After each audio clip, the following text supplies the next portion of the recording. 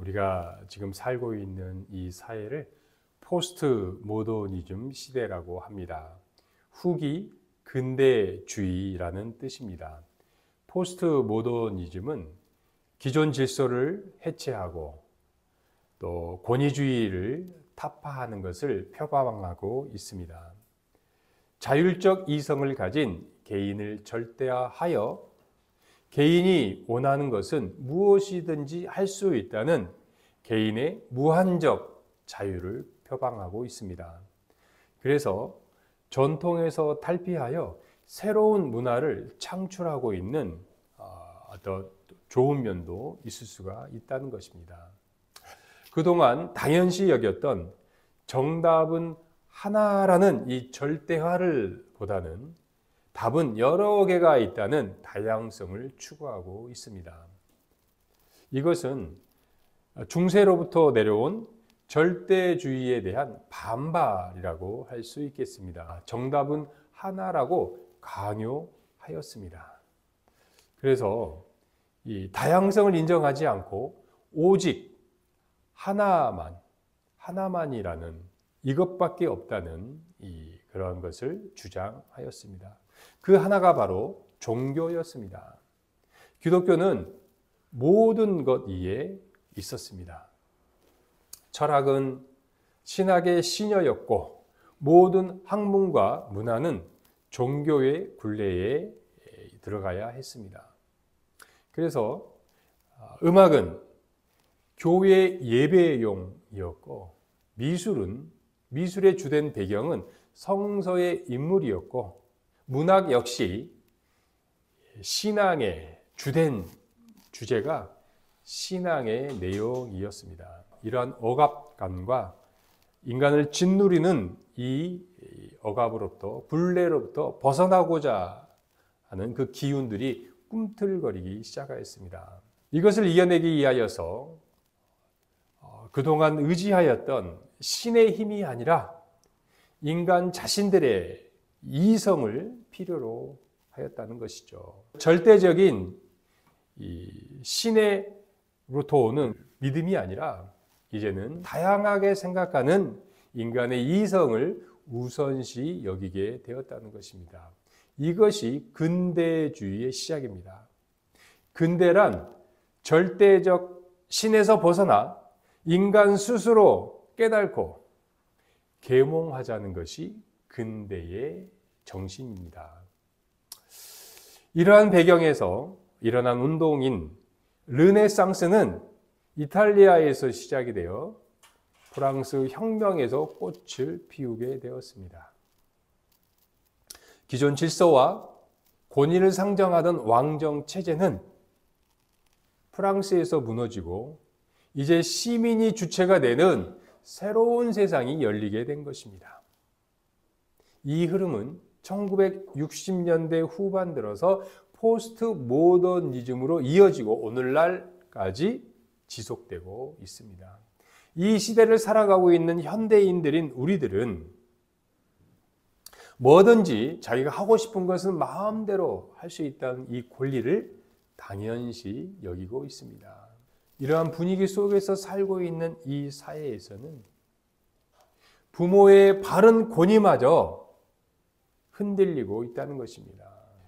부모의 권위가 사라지게 되면, 부모의 권위가 약화가 되면 가정의 위기가 빠지게 되고, 가정이 흔들리게 되면 학교에서는 선생님들의 권위가 역시나 흔들리게 되어서 사회 전반적으로 영향을 미치게 된다는 것입니다. 모든 권위를 질서에 따르는 것이 아니라 자기가 생각하는 대로 자기의 가치관에 따르게 된다는 것입니다. 이렇게 된다면 궁극적으로 하나님에 대한 권위도 거부할 수 있다는 것입니다. 오늘 어버이 주일을 맞이하여서 하나님이 우리에게 주신 10계명 중에 제5계명을 우리는 어떻게 지켜야 할지 살펴보도록 하겠습니다. 시작! 하나님은 부모 공경하는 자에게 복을 주신다. 우리 16절 읽어볼까요? 시작. 너는 내 하나님 여호와께서 명령한 대로 내 부모를 공경하라. 그리하면 내 하나님 여호와가 내게 준 땅에서 내 생명이 길고 복을 얻으리라. 아멘. 제5계명은 부모 공경에 관한 계명입니다. 우리가 지난주에도 살펴보았듯이 10계명은 크게 두 부분으로 나눈다고 했어요. 첫 번째는 하나님과의 관계, 두 번째는 사람과의 관계, 이웃과의 관계를 이렇게 나눈다고 했는데, 이 부모는 이 이웃과의 관계, 사람들과의 관계에서 첫 번째 5계명으로 가장 먼저 이 부모 공경이 나왔을까? 이것은 이 부모는요, 사람과 하나님을 연결하는 매개체가 이 부모이기 때문인 것입니다. 그래서 인간 계명, 이웃과의 계명의 최우선 계명을 바로 이 5계명으로 두었다는 거죠. 유대인들은요, 이 5계명을 아주 특별하게 독특하게 여기고 있습니다. 왜냐하면요, 이 유대인들은 부모를 하나님이 세우신 대리자로 여기고 있다는 것이죠. 1계명부터 5계명을 하나님과의 관계로, 그리고 6계명부터 10계명을 이웃과의 관계로, 그래서 유대인들에게는 이 5계명을 첫 번째로 두었다. 구분을 하였다. 하나님과의 관계로 두었다고 합니다. 이웃사랑에 관한 계명입니다. 부모는 이웃사랑의 최고의 이웃사랑은 바로 부모님이라는 거죠. 그래서 최고의 이웃인 부모를 사랑하는 것이 바로 이 5계명의 핵심 중에 핵심이다라는 것을 알 수가 있습니다. 부모를 공경하면 이 땅에서 생명이 길고 장수하고 복을 받는다고 하였습니다. 지금이야 우리가 지식을 많은 곳에서 전달받을 수 있어요. 학교에 가서 인터넷으로 또 여러 가지를 통해서 책으로도 받을 수 있지만, 이 10계명을 줄 당시에 고대 사회에서는 뭐 지금처럼 책이 있는 것도 아니고 뭐 학교가 있는 것도 아니기 때문에 지식을 전달받을 수 있는 유일한 통로는 바로 연장자인 부모였다는 거죠. 부모가 인생을 많이 살아본 부모가 인생의 경험을, 삶의 지혜를, 지식을 자식에게 전해줄 수 있었다는 것입니다. 이 부모로부터 지식을, 부모로부터 세상을 살아가는 지혜를, 이 경험을 물려받는다는 것은 엄청난 큰 자산이었다는 거죠. 그래서 부모의 말을 잘 듣고 순종하는 사람은 성공할 수밖에 없고 복을 받을 수밖에 없었고 잘 될 수밖에 없었다는 거죠. 이 땅을 살아가면서 잘 되고 장수하고 복을 받을 수밖에 없었다는 거예요. 그냥 간단한 한 예를 한번 들어봅시다. 지금이야 우리가 들판에 가면 맛있는 버섯이 있잖아요. 이 버섯을 독이 들었는지 안 들었는지, 유기농인지 아닌지, 내 몸에 좋은지 안 좋은지, 해로운지 어떻게 알아요? 지금 우리 알 수 있죠. 핸드폰을 딱 찍어보면 독버섯이다, 몸에 좋은 것이라 알 수 있어요. 옛날 당시에 고대 사회에 모세 시대에 10계명 당시 그걸 어떻게 알아요?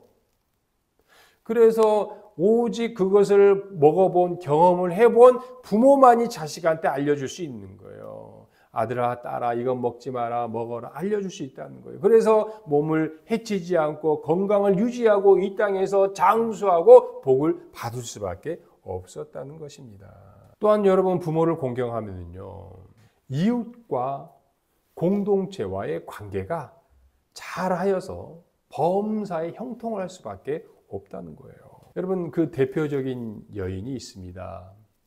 16세기 변방이었던 프랑스를 유럽 문화의 중심으로, 유럽 문화의 우뚝 강대국으로 우뚝 세운 여성이 있었어요. 이 여성의 이름은 까테리네 드 메디치였습니다. 여인은요, 프랑스 왕비로 시집을 왔는데, 시집 올 때는 이탈리아 장사꾼의 딸내미라고 비하하면서 이 프랑스 왕궁에 들어왔는데, 시집 왔는데, 그녀가 죽을 때에는 프랑스 왕들의 어머니일 뿐만 아니라 프랑스 국가의 어머니라는 칭송을 받았다는 거예요.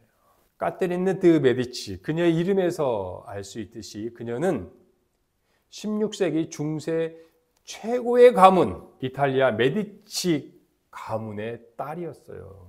그때 당시에는 왕비가 되기 위해서는 이 귀족, 왕족의 혈통을 가지고 있어야 되는데 이 까테린느는 말 그대로 이 장사하는 사람, 사업가 집안, 그러니까 돈 무지무지, 지금 뭐 어마어마한 재벌이요, 세계적인 재벌, 중세 최고의 재벌이었죠. 그런데 장사하는 집안이기 때문에 왕비가 될 수 없었다는 거죠. 그의 시아버지 프랑스와 1세가 이 까테린느를 자기의 둘째 아들과 결혼을 시켰어요.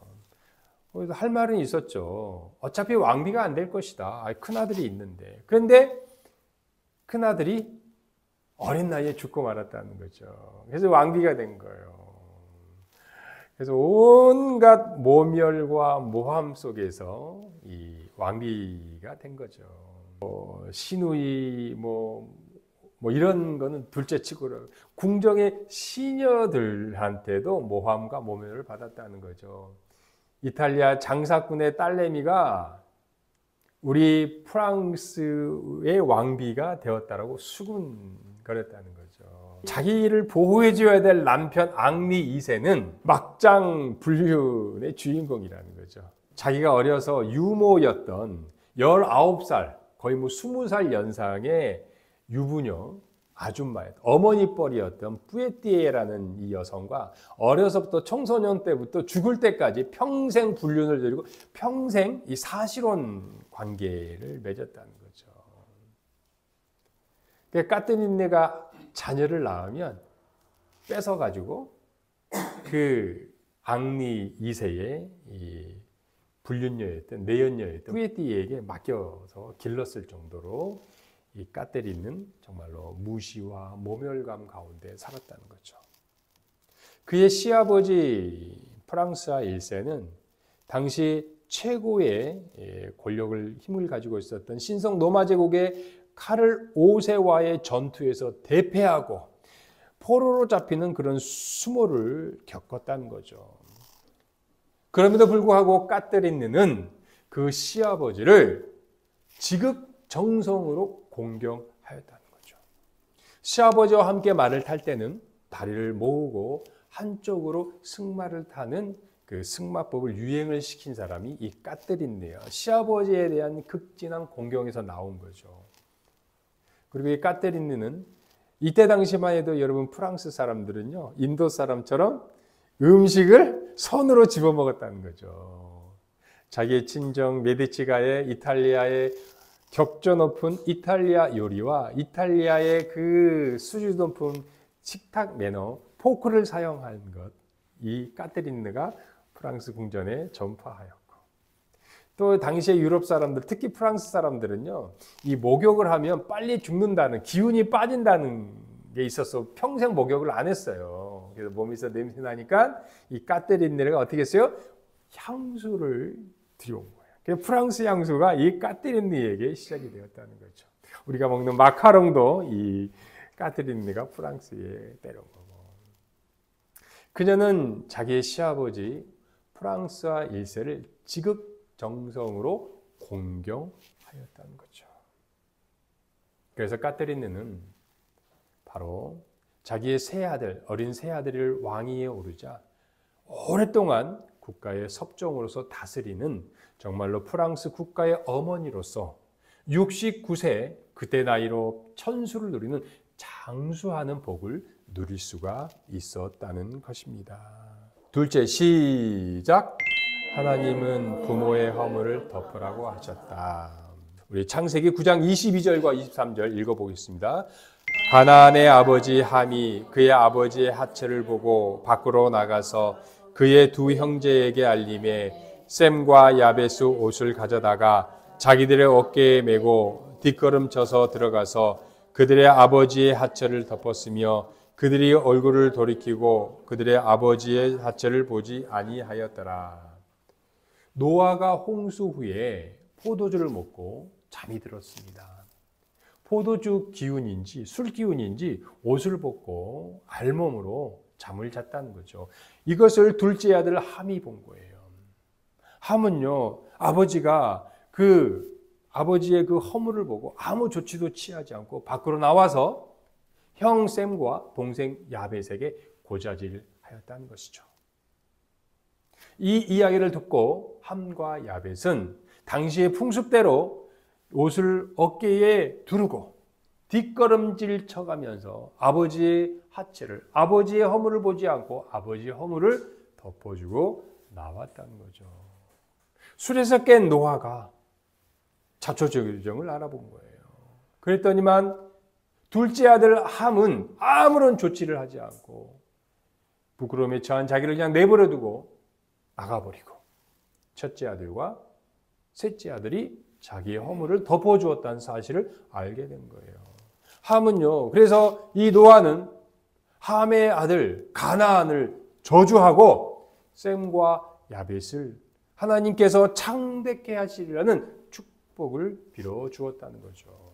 당시에는요, 이 부모가, 아버지가 자식을 저주할 수 있고 축복할 수 있다고 믿었다는 것입니다. 그런 저주권이, 축복권이 아버지에게 있었다는 거죠. 이 이야기의 핵심은 부모의 권위를 우리가 어떻게 받아들여야 될지에 대한 이야기입니다.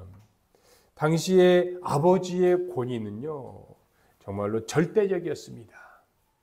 아버지의 권위를 도전하는 것은, 아버지의 권위를 도전하는 것은 용납되지 않은 행동이었다는 거죠. 그런데 함은 아버지의 권위에 도전하였다는 거죠. 이 이야기의 핵심은요, 함이 아버지의 허물을 덮어주지 않고 아버지의 그 실수를 고자질한 것에 그친 것이 아니라 아버지의 권위에 도전하였다. 이것이 바로 중요하다는 것입니다. 여러분, 아버지는요, 하나님께서 세워주신 하나님의 대리 통치자라는 거예요. 이 하나님께서 세워주신 이 아버지가 가장 작은 하나님 나라의 현시인 가정을 돌보아야 하기 때문이라는 거죠. 부모의 허물을 들추지 말고 부모의 허물을 덮어주시기를 바라겠습니다.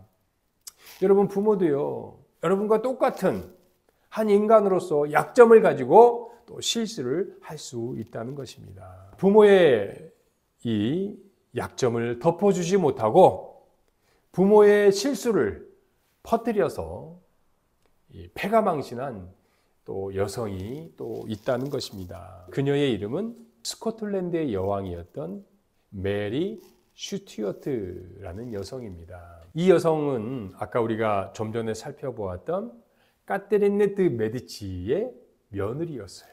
이 메리 슈튜어트는요, 이 금수저를 넘어서 다이아몬드 인생이었다는 거죠. 태어나자마자 이 여자는 스코틀랜드의 이를 다스릴 수 있는 이 상속권을 가진 거예요. 자기 엄마가 이 스코틀랜드의 여왕이었고, 이 메리의 사촌 언니가 영국의 엘리자베스 여왕이었다는 거예요. 사촌지간이라는 거예요. 메리 스튜어트와 스코틀랜드의 메리와 이 잉글랜드의 영국의 엘리자베스는 사촌지간이었다는 거죠.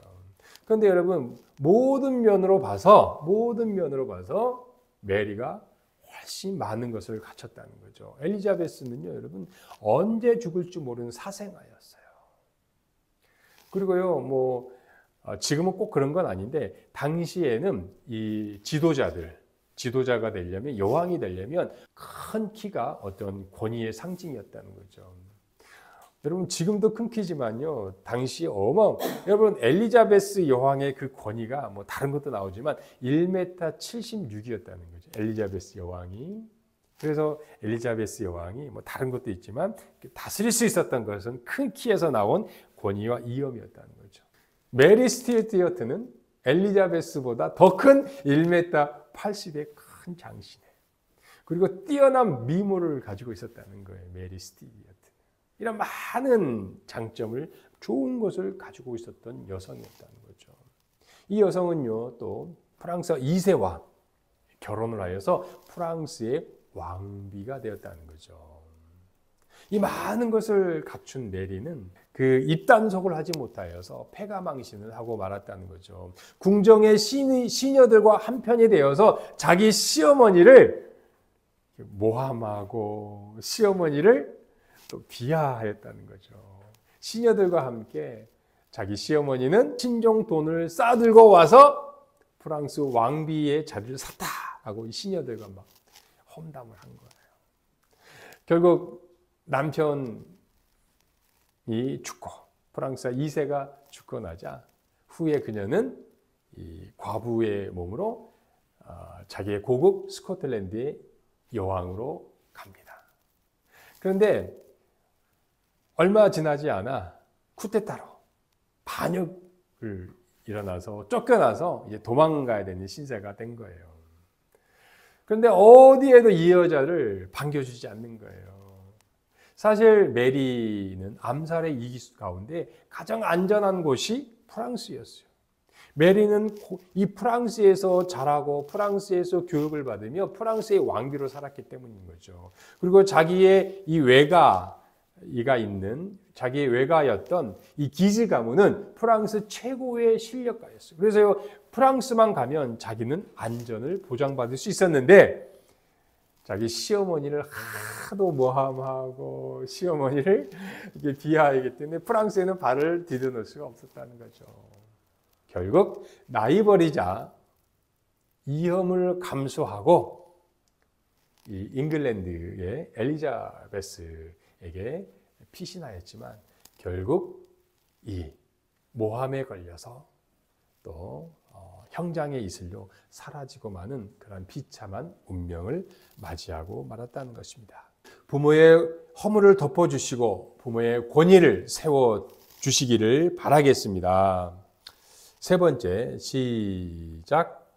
예수님은 교회를 통해 우리를 바뀌게 하셨다. 여러분, 우리는요 5계명을 지킬 수 없는 존재들이라는 거예요. 타락한 인간 본성이 우리는 이 하나님의 이 권위를 따르기를 싫어하기 때문에 우리는 5계명을 지킬 수 없는 존재라는 거예요. 하나님께서 세우신 사회의 질서를 거부하고 또 하나님께서 세우신 권위를 거부하고 또 다른 사람들에게 순종하는 것을 싫어하는 우리의 이 본성 자체가 5계명을 지킬 수가 없다는 것입니다. 여러분, 죄의 본질이 무엇입니까? 죄의 본질은요, 하나님의 주되심을 거부하고 하나님의 왕되심을 부정하고 내가 주인이 되어 내 인생을 내 마음대로 살아가고자 하는 것, 이 교만이 바로 이 죄의 본질이라는 거예요. 여러분, 사탄은요 끊임없이 우리에게 속삭입니다. 야, 뭐 하나님, 야, 뭐 어른들 말 들어, 야, 부모 그런 거 무시해. 네가 주인이야. 네 마음대로 살아가. 하나님의 질서를 파괴하고 거부하고 모든 권위를 무시하라고 사탄은 우리에게 충동질을 하고 있다는 것입니다. 이러한 때 예수님께서는 5계명의 의미를 우리에게 드러내 주셨다는 거죠. 예수님은요 부모 공경의 계명이 얼마나 중요한지를 알으셔가지고 우리의 신앙의 필수 기초가 바로 이 5계명임을 우리에게 알려주셨다는 거죠. 예수님께서는 부모 공경 제5계명을 몸으로 실천하며 보여주셨다는 거죠. 예수님은요 혼자 된 어머니 마리아를 위하여 몸소 목수일을 하면서 어머니 마리아를 공경하였어요. 그리고 예수님은 십자가에 달리실 때에 자신의 그 처참한 고통 가운데에서도 혼자 남게 된 그 어머니 마리아의 앞날을 생각하며 제자 요한에게 어머니를 봉양하도록 부탁하였다는 것입니다. 예수님은 십계명을 지키지 않던 그때 당시의 바리새인과 이 서기관들을 책망하셨다는 거예요.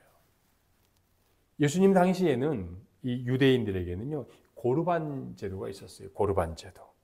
이 고르반이라는 건요 하나님께 드렸다, 하나님께 바쳤다라는 뜻이 있다는 거죠. 자신의 재산의 일부를 하나님께 선물로 드렸다는 뜻이 이 고르반 제도의 출발이라는 거죠. 여러분, 이 고르반 제도는 너무나 좋은 거예요. 자기가 가지고 있는 자기의 소중한 일부를 하나님께 드린다는 거예요. 하나님께 바친다는 거예요. 여러분, 우리가 무엇을 바치든 간에 우리의 시간을 바치든 우리의 물질을 바치든 우리가 가지고 있는 은사를 하나님을 위해 바친다는 것은 너무너무 중요하다는 거예요. 그런데요, 이 좋은 제도를 이 인간들이 악용한다는 거예요. 부모를 공경하기 싫어서, 가정을 돌보기 싫어서 자기의 재물, 자기의 중요한 것을 고르반으로 바쳤다고 선언해 버린다는 거죠. 내가 부모를 공경해야 되는데, 내가 부모를 봉양해야 되는데, 내가 가족을 돌봐야 되는데 그냥 고르반 선언해 버리는 거예요. 그래서 나는 부모를 모시지 않겠다. 나는 부모를 공양하지 않겠다. 나는 부모를 공경하지 않겠다. 하나님께 내가 드렸으니까. 나에겐 돈이 없다. 나에게는 가진 것이 없다. 이렇게 해버린다는 거죠. 그런데 여러분 어떻게 합니까? 부모가 돌아가셨어요. 부모님 죽으셨어요. 그럼 어떻게 하는 거예요? 이제 성전에 가서 자기가 드린 그 고르반을 취소하는 거예요. 취소하는 거예요. 자기가 바친 거에 10분의 1만 위약금만 벌금만 내면 나머지는 자기 마음대로 쓸 수 있거든요. 악용을 한다는 거예요. 이 좋은 고르반 제도를, 이 좋은 법을 이 법꾸라지들이 악용하여서 이 부모 공경을 회피하였다는 거죠. 이 법을 악용한 바리새인과 서기관들을, 부모 공경을 회피하고 있는 이들을 예수님께서는 혹독하게 책망하셨다는 것입니다. 반면에 예수님은요, 하나님 아버지의 이 뜻을 이루기 위하여 고난의 잔을 받아들이셨고, 또한 하나님의 뜻을 위하여 십자가에서 자기의 모든 것을 내어주기까지 순종하셨다는 것입니다. 여러분, 예수님은요, 우리가 5계명을 지킬 수 있도록 우리에게 교회를 주셨습니다. 여러분요, 교회는요, 복음의 진리를 신자인 부모에게 가르치고 있습니다. 부모의 권위가 가정에서 올바르고 세워지도록 부모에게 지도하고 부모를 세워주고 있기 때문입니다. 부모가요, 먼저 교회의 권위에 순종하고 교회의 가르침과 지리에 따를 때에 가정에서 부모의 권위는 온전하게 회복될 것입니다. 하나님이 주신 권위로 부모가 주의 교훈과 훈계로 자녀를 양육할 때 자녀는 부모를 공경하게 될 것입니다. 자녀는 부모의 권위와 질서를 인정하며 이 땅에서 장수하고 복을 누리게 될 것입니다. 기도드리겠습니다.